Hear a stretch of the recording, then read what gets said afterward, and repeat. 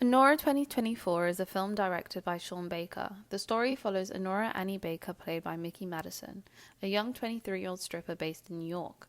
One day while she's working, she meets a Russian millionaire, Ivan Vanya Zakharov, played by Mike Adelshoten, a 21-year-old student and spent most of his time partying. Annie was chosen to serve Vanya due to her roots as a Russian American. She explains in a thick New Jersey accent how she used to speak Russian to her grandmother, but now she understands more than she speaks, a common experience for second-generation children of immigrants. Her spunky nature attracts Vanya, and she's hired to be intimate with him outside the strip club. After one of the encounters, she is offered $15,000 to be his girlfriend for the week.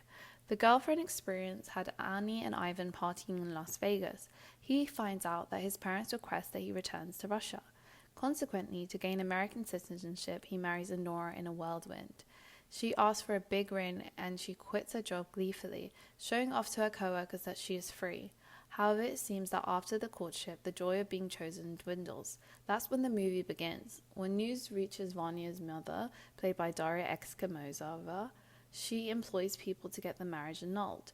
Toros, Vanya's Armenian godfather, is played by Karen Karagulian, who employs Garnik, played by Vasha Tovamasin, and Igor, played by Yura Borisov.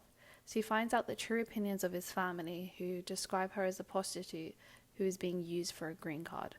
The introduction of these characters start to show the cracks in their relationship. The complexity of Nora as a character is present in most scenes. Her expressive thought and sense of denial that she wasn't treated like an afterthought felt delusional. I find it worrying that the most care she has received was from a man hired to get her marriage annulled.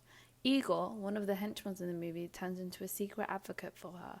She ends in the movie with a sense of gratitude towards him, as she repeats the pattern of leading with her body.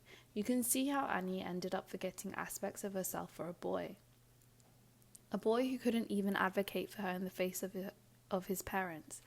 I get why this movie is highly regarded.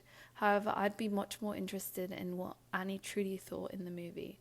The glimpses of vulnerability were infrequent, highlighted by her choices. I think it would have been more thought-provoking if the scenes of intimacy were guided by her words and not by her body, just as the director intended. It was limited to her body and how people perceived her, not what she thought of herself, not what she experienced, but she is limited by the lens of a vulnerable sex worker, humanized due to her appearance as desirable, yet discarded again. There is a vulnerability layered in denial in every scene, which is why I feel like more could have been said.